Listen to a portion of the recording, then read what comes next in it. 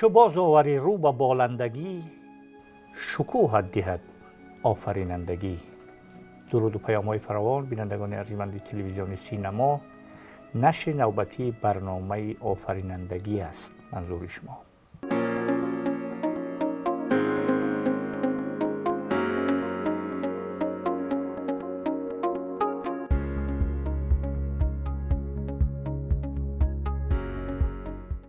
شما خوب میدونید که هفته پیش دقیق‌تر 16 دکبر سال جاری از طریق تمام شبکه‌های تلویزیونی و رادیویی و وسایل اخبار عمومی به طور مستقیما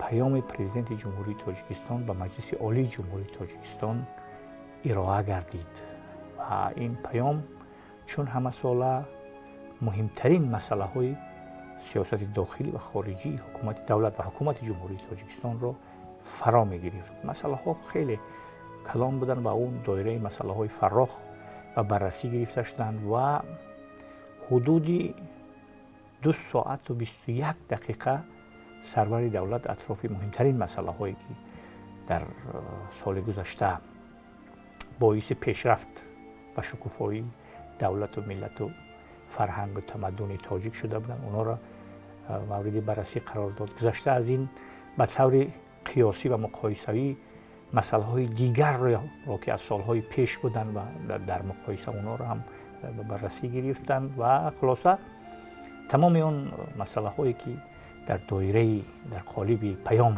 ریخته شده بودند اونها در حدود زیاده از 2 ساعت با حضور وکیلان پارلمان و نمایندگی های کورپوس های دیپلماتی و نمایندگان قشرهای زیایی و دانشمندان و عالمان و محققان و زیایان ارائه گردید. در این زمینه ما هم یک صحبت آراستیم در دایره موضوع پیام و سرنوشت فرهنگ ملی با حضور ادبیات شناس معروف و روشنگر معاصر ملی استاد جمال الدین سیدزاده. استاد خوش آمدید به برنامه. سلامت. و شما هم مثل دیگر مردم شریف تاجیکستان پیام از اول تا به آخر گوش کردید، چند نکته هایی را هم برای خودتان اشاره کردید و در اون رد و بدل هایی که با هم داشتیم اونا را مطرح کردید. به نظر شما پیام این ساله از اون پیام هایی که سالهای پیشین ارائه شده بودن از کدام جهت ها فرق کننده بود و اون چیزهایی که نکته های جالبی که نکته های اساسی که نکته های هدفناک و به اصطلاح جهتگیرانه که در این پیام ارائه گردید به نظر شما کدام هایی؟ تشکر. واقعا پیام چی معنا داره؟ پیام این است که یک نوع حسابات یک ساله همه ساحات کشور که برای رشد و ترقی ملت فرهنگ و تمدن وی خدمت میکند و همچون حجت خود را به نمایش میگذارد و پیام اصلا از بس که معنی بسیار در لفظ اندک جا میدهد برای خواننده ذکی و هوشمند وقتی که پیام را مطالعه میکند نکته هایی را پیدا میکند که اونها به درجه یک رساله برای حل و فصل مسائل مشکلات زندگی پیشاروی ملت است، پیشاروی کشور است. و نکته مهمی که ما هنگام مطالعه پیام برای خود همچون سبق گرفتیم این مسئله علم و معارف است. مسئله کلیدی در تمام دور زمانها. ادیب صابر میگوید که هیچ نسبت ورای دانش نیست، دانش آموز تا کسی باشه. ببینید یک کشور، یک نژاد، یک ملت همیشه از موفقیت‌های خود به دنیا بشارت میداد از روی علم، فرهنگ و تمدن. بنابراین طوری که پرزیدنت محترم ذکر میکند میگوید که ما در همه سخنرانی ها از زمانی که ما به استقلال رسیدیم اولویت را یعنی جای اساسی را به علم و معارف دادیم و این به سبب نیست، زیرا علم و معارف یک نوع حرکت هست است که انسان میسازد، انسان فعال، انسان خردگرا، انسان دانشگرا، انسانی که با عدل و داد پیوسته است. یعنی یک جامعه متمدن را در این یا آن نقطه در این گوشه عالم به میدان میآورد و مهمترین چیز در این نقطه اول این چیزی که ما پیدا کردیم این علم است. از باستان زمان مسئله علم گفتیم مسئله کلیدی بود. در عصر گذشته در پایان این عصر رخدادهایی که در جامعه ما شاهد آن بودیم، از همین دور رفتن از علم بود، از مکتب بود، از معارف بود. ما به خاطر بیارم هم دوره های روشنگری پایان عصر 19 مکتب ستیزی به قول شوکت بخارایی جهل چه بسیار شد نیست کم از کافری، از رگ گردن بود رشته زنار ما اینا را بر هم زدیم اندک اندک. علم و معارف ما امروز رشد کرد، پیش رفت. ما میخواهیم که به کشورهای متمدن در ساحه مکتب و معارف اندک اندک نزدیک شویم، اما هنوزم مشکلات در میان است. و قول شاعر که به فکر خوش مشوقانه که خوشتر میتوان کردن. و معارف در جای یکم است. معارف گلستان دان که ریحانش بود تحصیل، معارف اندله بخوان که الهانش بود تحصیل. اگر اهل معارف بگذرد باقی بود نامش، حیات جاویدان علم است و برهانش بود تحصیل. معارف شد غذای روح و جای آن بود مکتب، جهالت درد جانکاه است درمانش بود تحصیل. یعنی درمانی همون جهالت، همون خرافات که ما با این روبرویم نگرانیم، اون را ما باید حوافظ کنیم. این از مکتب، از علم و معارف است. ببخشید استاد، در پیام سال گذشته اگر در خاطرتان باشد به همین مسئله مخصوص توجه کردید. بله. ملت هایی که در حالت جهل و نادانی هستند اون ملت های بدبخت مصیبت زده. آفرین. و هر ملتی که به دانش و به خرد و به عقل و به منطق میگراید که همه اینها بستگی دارند با مکتب و معارف و دستگاه معرفتی، اونا پیشرفته و تحول یابنده اند. بله. در همین پیام اخیری هم مسئله معارف خودش هم تاکید کردن سرور دولت که ما در 3-10 ساله معارف رو در اولویت سیاست دولتی قرار دادیم. آفرین. و قانون معارف را، لایحه قانون معارف را به میان گذاشتند. امتیازهای بسیار به آموزگاران که اونا گفتم که خشتای اولین شخصیت را میسازند، شخصیت فعال را، شخصیت ملت ساز را، تمدن ساز را، دولت ساز را.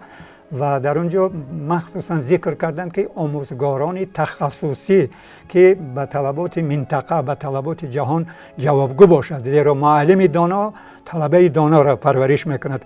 یک شاعر میگوید که سبق را نقص خواندنهای شاگرد بود وابسته بر تعلیم استاد.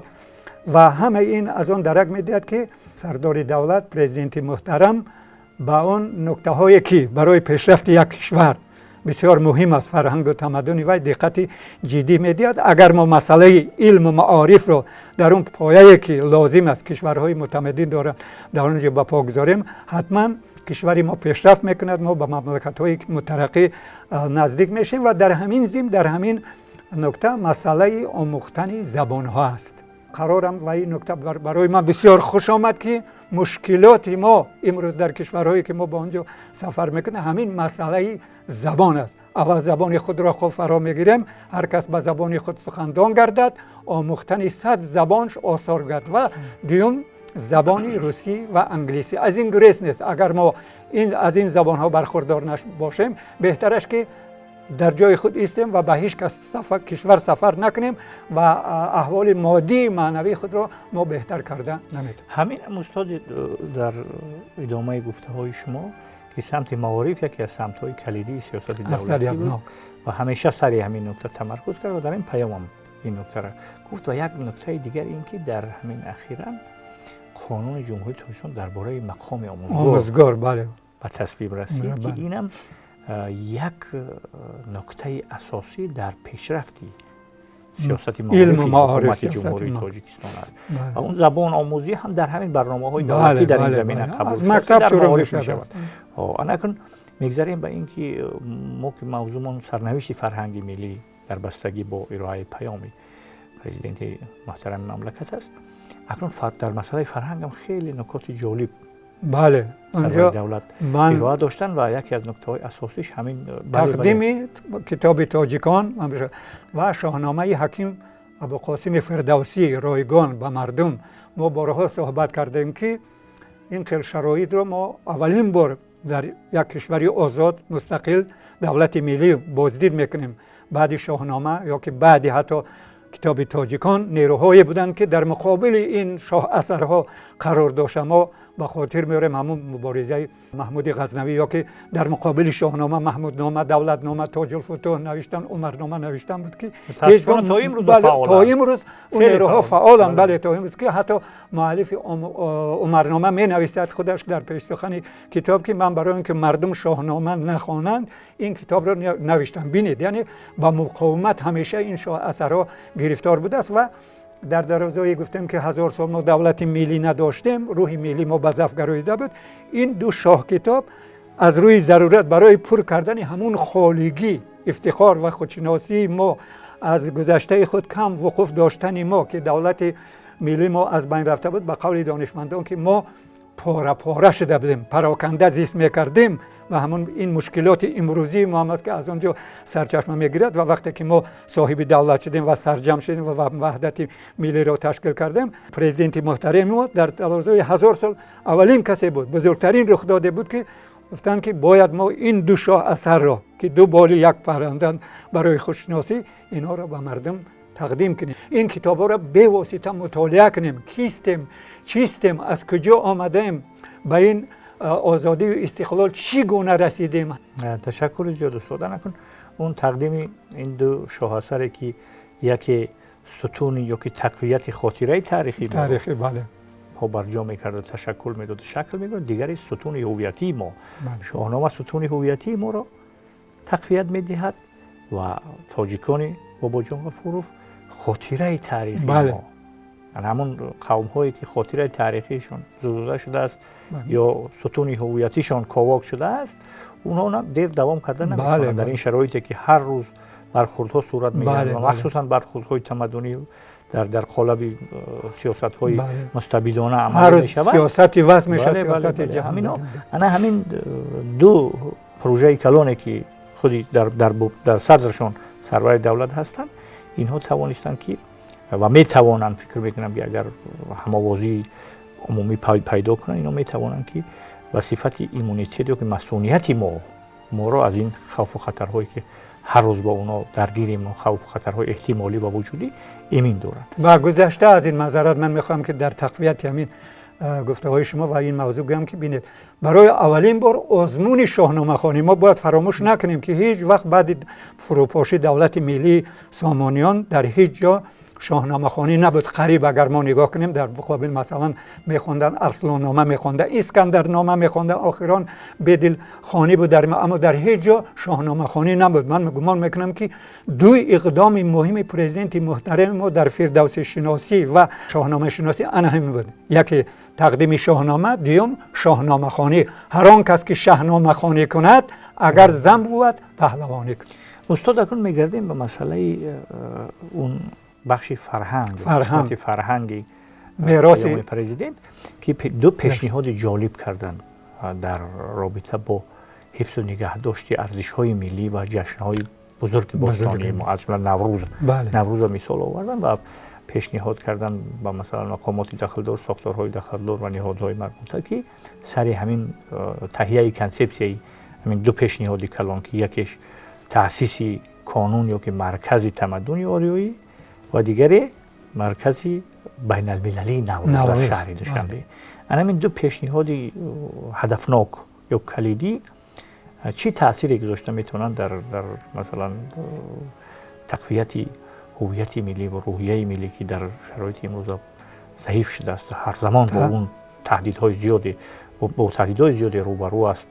در خصوص همین صحبت کنیم که دو پیشنهاد یا که در قالب پروژه‌های دولتی میتونن. بله، من در آغاز سخن گفتم که پیام دارای نکته‌های است که هر کدام این معنای یک رساله دارن، یعنی معنی بسیار در لفظ اندک. همین دو پیشنهاد بودن که باید سالها پیش ما این را میکردیم، حتی در زمان مثلا بی‌دولتی اگر امکان میشد، زیرا خود را شناختن، تمدن خود را شناختن، گنجینه‌های خود را صاحبی کردن، این مهمترین موضوع است امروز برای ما که ما دیده ایستادیم که ملت‌ها، قوم‌ها، دولت‌هایی که آنها مثلا از تمدن زیاد برخوردار نیستند که دیرتر به تمدن رسیدند، یک نوع فرهنگ زدایی است.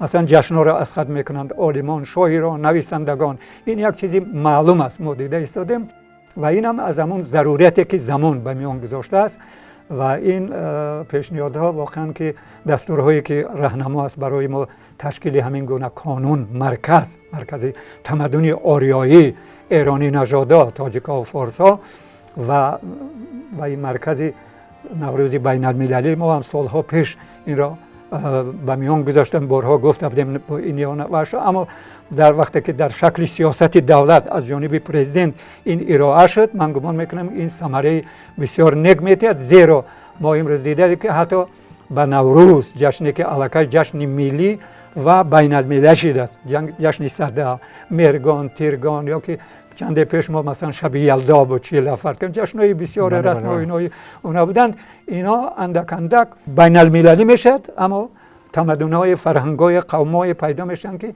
اینا رو میخوان که جنبه فقط بین المللیش رو به حساب گیرند، یعنی که از خود کنند اما ملیش رو فراموش نکنند، فراموش میکنند. اما ما میگیم که ببینید نوروز جشن ملی و بین المللی، بر این کانون ها اگر ما همین دو کانون داشته باشیم، مرکزی مثلا کانونی آریایی، تمدن آریایی، فرهنگ آریایی و مرکز نوروزی بین المللی داشته باشیم، یا که مرکز نوروز شناسی ما پیشتر میگفتیم، حتی در اینجا مثلا مرکزهای خطر شناسی ما میتوان کنیم، مرکزهای دیروز شناسی، شعبه ها در اینجا امروز شناسی، آینده شناسی، همه این من فکر میکنم که یک هدف دارد، صاحبی کردن، از خود کردن تمدن خود، اول شناختن، آموختن و همین تمدن، همین فرهنگ را، فرهنگ آریایی را که بسیار یک درخت پرشاخ و پرمیوه است، به جهانیان معرفی کردن. اگر ما تا خودمان آنها را فرا نگیریم، در همین کانون ها شخصیت های بسیار شعبه های گوناگون باشد که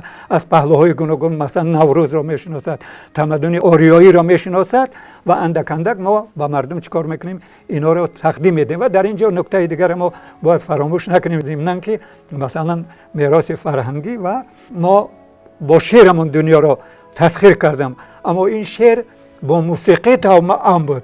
برای اولین بار من گمان میکنم که ما از جانب پرزیدنت این نکته تاکید شد که ما باید جشنی بربد مروزی که در زمان ساسانیان زندگی کرده بود و کاوش یا که پژوهش یا که همایش که در سطح بین المللی داشته باشیم و خدمت بربد را که در مقابل اعراب در زمان ساسانیان چگونه خدمت کرد و توأم بودن شعر و موسیقی را به جهانیان نشان دهیم. گویم که تاجیکان نه تنها در قلمرو شعر بلکه در قلمرو موسیقی هم صاحب عنعنه قدیمی است. اون موسیقی حتی مدرن، موسیقی استراد میگم، خلقی میگه، کسبی، اینا زمینه‌های خود را دارن که مثل شعر ما اینا جهانگیر است. تا این وقت اگر از نظر ما پنهان مانده بود این نقطه، ما باید این را چیکار کنیم؟ اول خودمون فراگیریم. ما میدونیم موسیقی خلقی داریم، موسیقی کسبی داریم، استرادی داریم، به همین واسطه هم شعرمون رو ترغیب میکنیم هم موسیقی ما رو و نشان میدیم که این ملت در قلمرو موسیقی هم در برابر مقاومت نیروهایی که در درازای تاریخ ضد موسیقی بودند، فرض کردیم نیروهای خرافاتی متعصب بودند، این بسیار من گمان میکنم که اهمیت مهم داره. در ضمن وقتی که مسئله بربد را به میان گذاشتند، در پیام سرور دولت پیش از این به مسئله تجلیل جشن رابیه بلخی، آفرین سال 2026 2027 تدارک‌ها در زمینه تجلیل 1050 سالگی رابیه بلخی هم که اینم با شعر توام است، با موسیقی توام است. بله. و در ضمن در مورد او شهری قدیمه سوزانی دوزی اعلام شدن مثلا شهری پنجه که این رابیه بلخی را هم به میان گذاشتن که فکر میکنم که در برابر اون پیشنهادهای نکته‌های جالبی که در زمینه تأسیس کانون تمدنی آریایی و مرکزی بین المللی نوروز در شهر دوشنبه که هر این دو پروژه با عنوان پروژه های بزرگ دولتی میتوانند که در به هم آمدن تاجیکان و فارسی زبانان جهان خدمت کنند از یک طرف و از طرف دیگر ملت ما را به طور باید و شاید معرفی کنند و شعور ملی و تفکر ملی و هویت ملی ما را تحکیم و تقویت بخشند. تشکر زیاد استاد که دعوت ما رو پذیرفتید. یک صحبت اگرچه کوتاه بود فکر میکنم مفید است. اون نکته‌های جالبی که در مسئله فرهنگ، در مسئله زبان و در مسئله معارف اینا ارائه داشتید فکر میکنم که شنوندگان سری اونو فکر میکنند و واقعا پیام به حیث یک سند مهمی دولتی و راهنمایی برنامه‌ای میتواند که در یک سال اخیر، سال پیش آمد ما به صفت یک برنامه عمل بله. خدمت کند و اون نکته هایی که در بخش فرهنگ است، در بخش سیاست است، سیاست داخلی است، سیاست خارجی است، در بخش اقتصاد است، در بخش اجتماع است، در بخش معارف است، در بخش فرهنگ و تمدن است، همه اونها به طور یک جایگی در همبستگی میتونن یک برنامه منظمی را تشکیل کنند و طول یک سال ما از این برنامه ها عمل کنیم، کار کنیم. بار دیگر بینندگان از من یادآور میشویم که در صحبت ما در اطراف پیام و سرنوشت فرهنگ ملی قرار داشتن ادبیات شناس و روشنگر معاصر ملی استاد جمال الدین سیدزاده. لحظه خوش، روزگاری بر دوام، دایما ایامتان بادا بکام.